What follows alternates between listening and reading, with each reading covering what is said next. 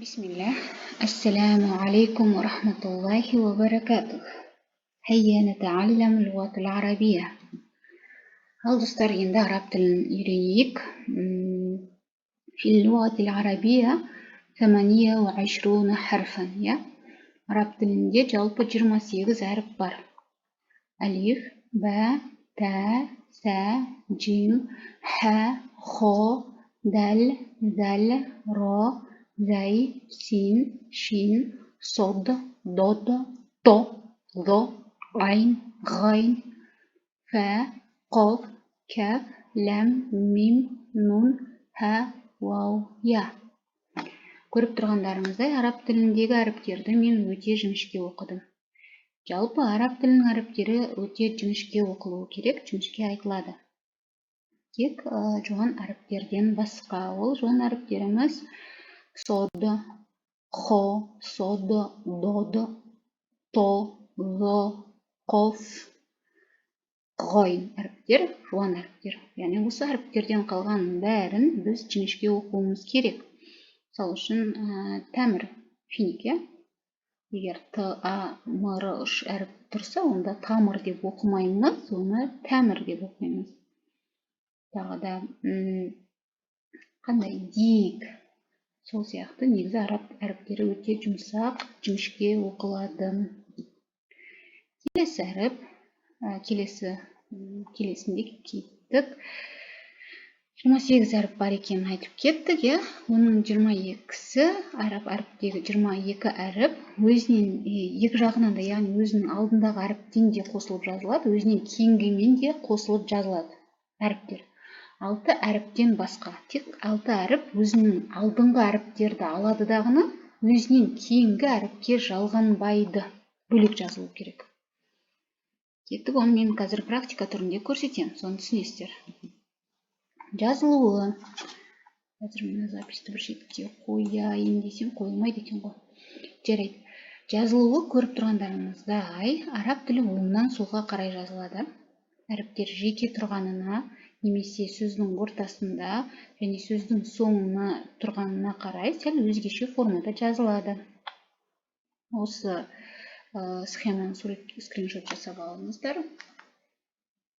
Басталу көрсетіліп тұр, яғни мына жерде менде мына жер көрсете алмаймын, себебі менде записьті сондықтан. Яғни қалай көрсетіп тұр, төменге түсіресіздер, сіз 1, 2, 3 деген стрелкамен көрсетіліп тұр. Кеттік ендеше харакат. Харакат дегеніміз не? Араб тілінде дауысты дыбыстың, қысқа дауысты дыбысы оның ішінде, ұзақ емес, қысқа дауысты дыбыстың рөлін харакаттар атқарады. Ол харакаттардың 3 түрі болады. Яғни фатха, кәсра, домма болады. Фатха ол әріптің үстіне жазылады. Осындай бір сөз бар, осы фатха деп аталады. А деген дыбысты береді. Төмендегі насызық ол кәсра деп аталады. И деген дыбысты береді. Үтір тәрізді белгіміз бұл у деген дыбысты береді, атауы домма. Ендеше оқып көрейік. А деген дыбысты береді дедік қой. Енді мынау мысалы ро әрпі.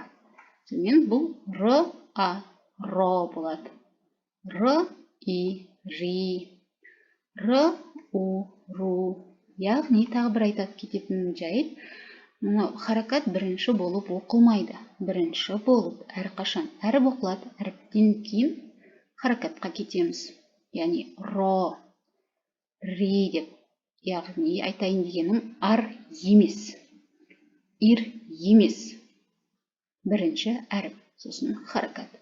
Ро, ри, ру. Осылай. Келесін зыға мысал келтірейік. Енді қараңыздар, біріншінің зыны аласыздар. Зо, афуан, яғни кешіріңіздер. Зә, зи, зу. Мә, ми, му. Қорытындылап айтып кетейін тағы да. Яғни әм, ин емес, мә, ми, му. Мысалға, мынау м әрпі, мынау з әрпі. Кеттік, әрқайсына жеке-жеке тоқталамыз. Жалпы бұл жерде мен түсіндіргім келгені харакаттар. Енді кеттік. Бірінші әрпіміз әлиф әрпі А. Яғни көріп тұрғандарыңыздай, ол тілдің қатысуынсыз тамақ ұшынан ауаны еркін шығару арқылы айтылады. А. Яғни оқып кететін болсақ, А, И, У. Келесі әрпіміз ро әрпі. Ро. Айтылуы осылай. Ро. Яғни тілдің ұшын ауыздың үстіңгі таңдайына тигізбей, жоғарғы тістердің артына төмен қарай бүгіп, сәл жігерлі айтылады. Оң жағында алдыңғы әріппен жалғанады дағыны өзінен кейінгі әріпке жалғанбайды. Оң жағынан алдыңғы әріпке жалғап алып келесі дағыны, бірақ өзінен кейінгі әріпке жалғанбай жазылады. Өзінен кейінгі әріпке жалғанбағандықтан да оның екі түрі ғана бар, екі түрлі ғана жазылады. Келесі әрпіміз зәй әрпі. Зәй әрпі осы орыс қазақ тіліндегі з әрпіне ұқсас. Айту үшін, оны шығару үшін тілдің ұшын төменгі тістердің жоғарғы жағына жақындату керек. Оның да екі түрлі жазылуы бар. Яғни себебі өзінен кейінгі әріпке жалғанбағандықтан бұлардың жазылу үлгісі тек қана екі түрлі. То есть қатты қиын емес. Біреулер айтады, ой, араб тілі сондай қиын, олар түрлі-түрлі жазылады, сөздің басында басқаша жазылады, сөздің ортасында басқаша жазылады деп. Өздеріне өздері қиындатып алады. Негізі сондай барлығы емес, 6 әріп бар, олар екі түрлі ғана жазылады. Кеттік. Ал енді оқиық. Ро, ри, ру. Ар, ир, ур. А, и, у. Яғни, қайтадан. Мынау з әріп. З деп жазып қоймыз. Мынау ро әріп. Бірінші з-ны аламыз. Зә. Зә. Зи. Зу. Енді әлифе А. Мынау А. Әз. Мынау белгі сукун деп аталады. Сукунге келгенде әріп қалай болды, солай ғана дыбыстаймыз. Яғни з әрпі ғой. Әз деп дыбыстаймыз. Яғни тоқталу. Бұл әз. Из. Уз. З әрі. Зәр. З ирі. Зир. З уры. Зур. Ал енді жаймен осылай қиындайды. Мынау А, з. Аз. Р, у. Ру. Аз, ру. Из, ру. Уз, ру. Ур, зу. Енді өздеріңіз тоқтатып қойып, өздеріңіз бір оқып шығыңыздар, сосын қайтадан мені тыңдаңыздар. Кеттік. Келесі әрпіміз мим әрпі. Мим әрпі еріндердің ішкі жағын ақырын жабу арқылы шығады. Бұл әріп екі жағынан да яғни алдыңғы және өзінен кейінгі әріптермен қосылып жазылады. Мынау сөздің басында осылай жазылады, сөздің ортасында осылай жазылады, және сөздің соңында осылай жазылады. Енді мә атауы қалай аталушы еді? Фатха. Еске түсірейін. А дыбысын береді. Мына белгі Ә. Мә, ми аталуы кәсіра. Ми, му, му аталуы домма. Мынау қалай аталады? Сукун.